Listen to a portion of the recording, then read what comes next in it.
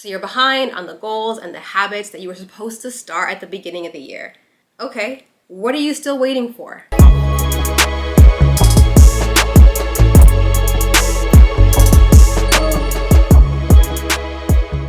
First things first, let's get a better morning routine. If you feel like you don't like routines, you're lying, because I promise you there's a variety of routines that you already take part in your day-to-day life that you don't even think about. Waking up and getting on TikTok before the day even really starts. That's a routine. Waking up 30 minutes before work to change, brush your teeth, and then head out the door. A routine. Watching TV every day and telling yourself that you're gonna start working out tomorrow. A routine. Getting in bed at 10 p.m. and then watching TV until you pass out with all the lights on.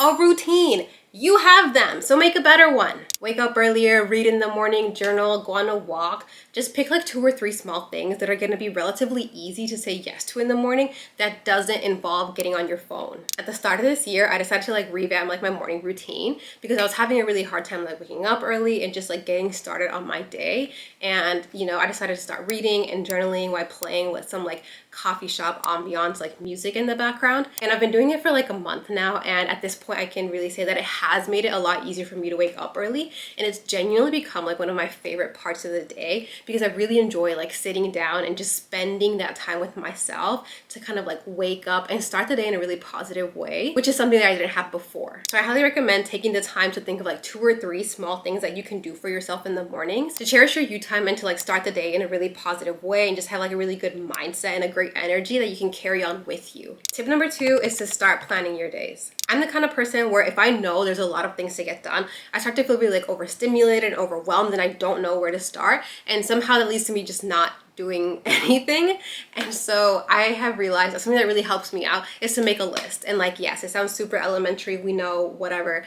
My point is here that like I like to make the list because it allows me to like get that stuff out of my brain, out of my head, and just like free up that mental space so that I don't feel like I'm haunted by it anymore. So regardless of whether I'm making the list the day of, or sometimes I'll even make it the night before, so that way the next morning I don't have to think about it. It's just right there waiting for me, and it's easy for me to like pick something and just get started. And if your list is really long, then like you don't have to make a daily list. You can just do like a weekly list and chip away at it every single day. You don't even have to start with like the largest, most time-consuming, most difficult thing, because that just makes it harder to get started in the first place. So I like to start with like the smallest, easiest thing on the list, just so it's something that you can cross off and it makes you feel good and you can move on to the next thing. And I like to think of like my list of things as less of like a need to get done and more so of like reminders, because to me like a need to get done just adds like tons of pressure and it makes me feel like this is daunting and something that I don't want to do in the first place, whereas the term like reminders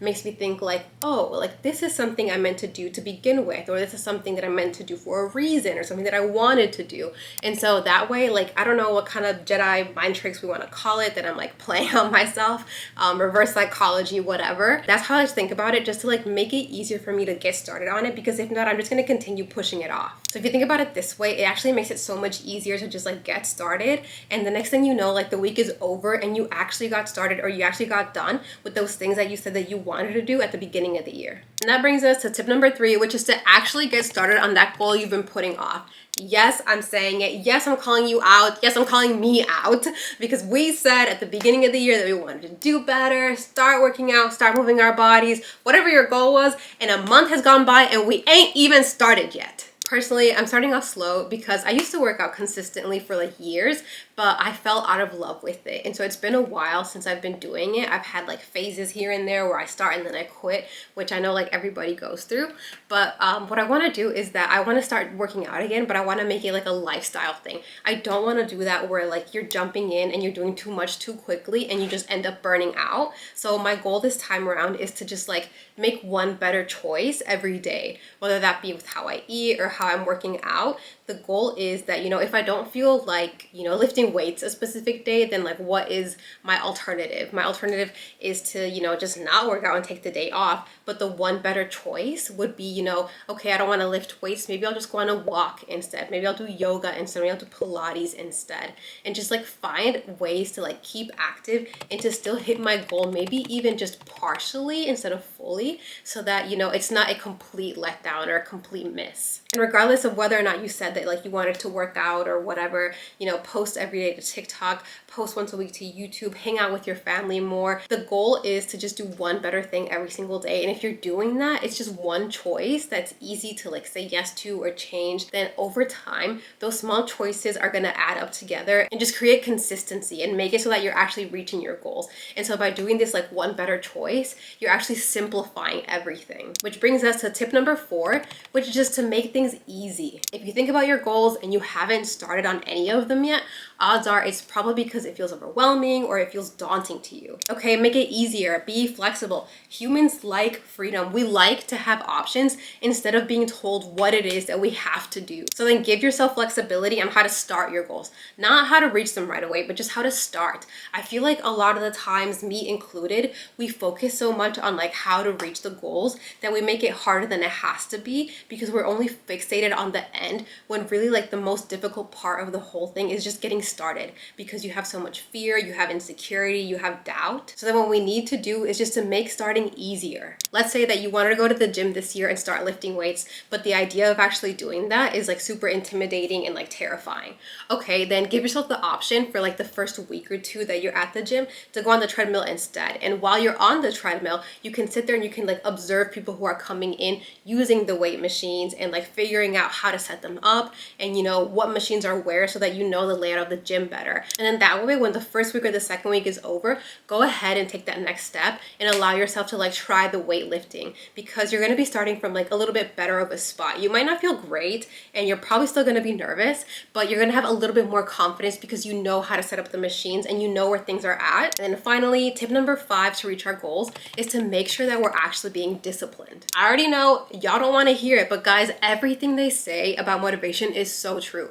Motivation ain't your friend because motivation will leave you hanging just like that guy did when he said he thought about asking you out on a date or he thought about buying you some flowers. Discipline though, discipline is going to get you those flowers and take you on that date because discipline is you choosing what you said you were going to do in the first place because you know it's good for you, because you know it's going to improve your life, because you know it's going to make you feel better and be happier. I had this realization in 2022 that to me discipline is an act of self-love because it's me keeping the promises that I made to myself, just like I expect other people to like keep the promises that they make to me. And I even ended up like making a whole video about it, so I'll link it up top and also in the description below in case you guys are curious. But ever since I made that video, I'll be honest with y'all, I'm not perfect. I still drop the ball sometimes. I don't always keep the promises that I make to myself, which I already admitted to here because I said I haven't been working out yet this year. But every time I remember that discipline to me is an act of self-love and me keeping the promises to myself, it really is like that little extra push that I needed to just go ahead and get started. Personally, I don't think of discipline as like me forcing myself to do something, but I more so see it as me sort of like showing up for myself and taking a step every day to be the woman that like I aspire to be. So when you get to the end of week 1 at the gym and you're supposed to get off the treadmill and start lifting weights, hold yourself to that. Because if you don't and you're just like sitting there saying, oh, it's okay, I can just stay on the treadmill and continue to like extend it, that's not you showing up for yourself. That's you giving up on yourself. That's you letting yourself down. That's you quitting on yourself and not keeping the promises for yourself. And I promise, if you start to think of it like that, like you're giving up on yourself, you're gonna wanna start showing up for yourself more and you're gonna be more disciplined and you're actually gonna reach those goals that you set for yourself in the first place. So now that we know the 5 tips to get started on our goals for this year, let me know in the comments below which one of these 5 is going to be like the big one for you to work on this year. For me, it's going to be to just get started with whatever it is I want to do because I'm definitely that person who like delays and overthinks, and we can't have that if we want to do better this year. And with that, I'll see you guys here on my daily YouTube shorts, and I'll also see you in next week's long video.